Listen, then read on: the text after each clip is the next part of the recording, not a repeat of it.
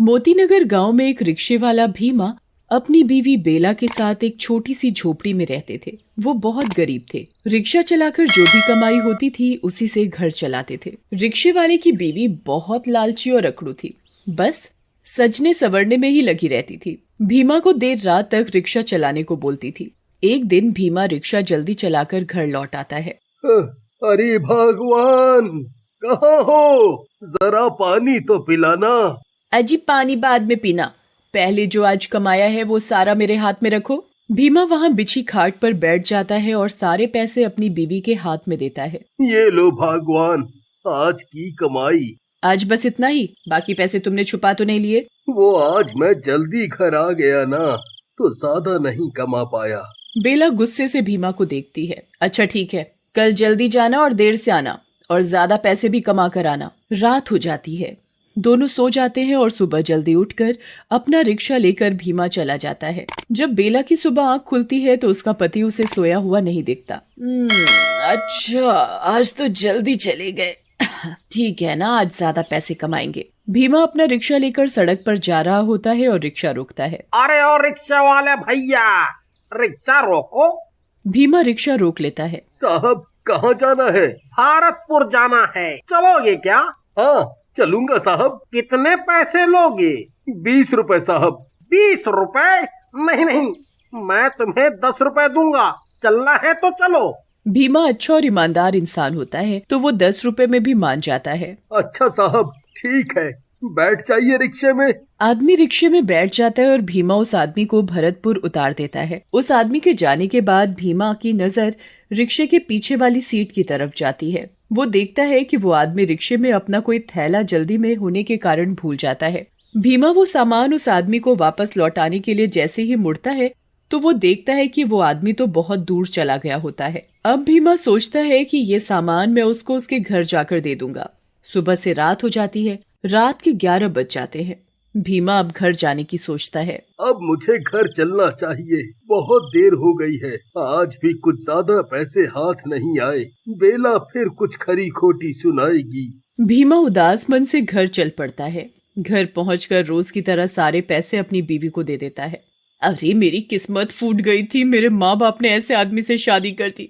एक तो गरीब है, ऊपर से इसकी ईमानदारी। हे भगवान, ये ईमानदारी मुझे एक दिन भिखारन बनाकर छोड़ेगी। आसपास गांव वाले सभी उसके घर के पास खड़े होकर सब सुन रहे होते हैं। गांव वाले आपस में बातें कर रहे होते हैं। अरे भाई, इनका तो ये रोज रोज का लड़ाई झगड़ा हो गया है। हाँ भाई, ये भीमा तो सीधा साधा है, इसकी बीवी के आगे नहीं चलती। भाई, भीम की तो किस्मत ही फूट गई है। ऐसी बीवी से शादी करके बेचारा भीमा करे भी तो क्या करे। बीवी को पैसे के अलावा कुछ दिखाई नहीं देता। पैसा पैसा, बस पैसा चाहिए। चलो भाई चलो, अपने अपने घर चलते हैं। सभी गांव वाले अपने अपने घर चले जाते हैं। तभी बेला की नजर उस थैले पर पड़ती है जो वो आदमी रिक्शे में भूल जाता है। बेला जब उस थैले को खोलकर देखती है तो उसमें कुछ पैसे और कपड़े पड़े हुए होते हैं। बेला उसमें पैसे और कपड़े देखकर बहुत खुश हो जाती है। अरे वाह, आज क्या लॉटरी लग गई, इतने पैसे और इतने अच्छे कपड़े, मजा आ गया। पर ये थैला मिला कहाँ से? अजी सुनते हो, जरा आना, कुछ पूछना है तुमसे। हाँ, आ रहा हूँ, जरा रुको। हाँ, बोलो बेला, क्या पूछना है? सुनिए, ये थैला आपको कहाँ से मिला? अरे ये तो एक आदमी की सवारी मिली थी, तो वो भूल गया था। कल जाकर ये उस आदमी को वापस दे दूंगा। नहीं नहीं, तुम इसे वापस मत देना, इसे हम ही रख लेंगे। इतने सारे पैसे एक साथ हाथ लगे हैं और तुम इसे वापस करने को बोल रहे हो? पागल हो गए हो क्या? तुम्हारी इतनी कमाई भी नहीं होती जितनी इस थैले में रखी है। मैं तो इस थैले को वापस नहीं देने वाली, और अगली बार कोई सवारी तुम्हारे रिक्शे में सामान भूल जाए तो वो सामान सीधा मुझे दे देना। विवश होकर भीमा ने बेला की बात मान ली और आगे से उसके रिक्शे में कोई भी सवारी अपना सामान भूल जाती तो वो उसे बेला को दे देता था। कभी पैसे निकलते तो कभी गहने और कभी खाने का सामान मिल जाता था। एक दिन भीमा के रिक्शे में एक तांत्रिक बाबा आया। अरे ओ रिक्शा वाला, रुको तो जरा, हमको कहीं जाना है। हाँ बाबा, बोलिए, कहाँ जाना है आपको? जरा वो पास वाले जंगल पहुँचा दो बेटा। हाँ बाबा, बैठिए, मैं ले चलता हूँ। कितने लोगे? 30 रुपए। चलो ठीक है, दे देंगे 30 रुपए। बाबा भीमा के रिक्शे में बैठ जाता है और भीमा उस बाबा को जंगल तक पहुंचा देता है। बाबा भीमा को पैसे देकर चला जाता है, पर वो अपनी एक डिब्बी रिक्शे में ही भूल जाता है। उस डिब्बी पर भीमा की नजर पड़ जाती है और वो ये सोचता है कि शायद उसमें कोई अंगूठी होगी। भीमा उस डिब्बी को खोलता है और उसमें से एक भूत निकलकर भीमा के अंदर घुस जाता है। अरे वाह, आखिरकार उस छोटी सी डिब्बी से निकलकर ये इंसान का शरीर मिल ही गया। अब मैं लोगों को मार मार कर खाऊंगा। उसी वक्त उस जंगल के रास्ते से एक आदमी जा रहा होता है और आदमी को वो भूत देख लेता है। अरे वाह, इतनी जल्दी शिकार भी मिल गया। आज तो मजे आ गए, मजे। इसे तो अभी मार के खाता हूँ। और फिर वो भीमा का रिक्शा लेकर उसके घर चला जाता है। घर जाने से पहले वो भीमा का रूप धारण कर लेता है ताकि उसको कोई पहचान न सके कि वो एक भूत है। अब घर के अंदर चला जाता है और अंदर जाते ही सो जाता है। आधी रात को बेला को कुछ आवाज सुनाई देती है और वो उठकर देखती है तो भीमा सोते सोते कुछ अजीब सी आवाज निकाल रहा होता है। बेला इस चीज को नजरअंदाज करके सो जाती है। जब बेला सुबह उठकर देखती है तो भीमा रोज की तरह रिक्शा लेकर जा रहा होता है। बेला को बाहर से कुछ गांव वालों की चहल पहल की आवाज सुनाई पड़ती है। अरे, आज गांव वाले इतनी चहल पहल क्यों मचा रहे हैं? ऐसा क्या हो गया? जरा देखें तो क्या हुआ। बेला घर से बाहर जाती है और एक औरत से पूछती है, क्या हो गया बहन, सब इतनी चर्चा में क्यों लगे हुए हैं? अरे बस पूछो मत बेला, आज सुबह एक आदमी जंगल के पास बड़ी बुरी हालत में मिला है। क्या बुरी हालत? कैसी बुरी हालत? क्या हुआ था उसे? ऐसा लग रहा था उस आदमी को किसी जंगली जानवर ने नोच नोच के खा लिया हो। सारी जगह खूनम खून हो रखी थी। मैं तो देखकर ही घबरा गई।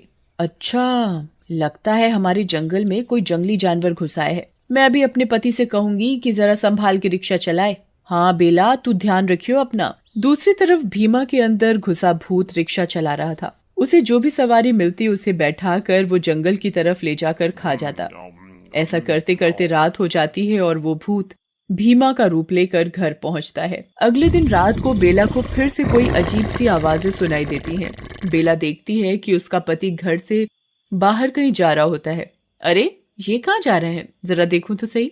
बेला उसका पीछा करती है। भीमा जंगल की तरफ जाकर फिर से भूत के रूप में आ जाता है। बेला ये सब देखकर बहुत घबरा जाती है।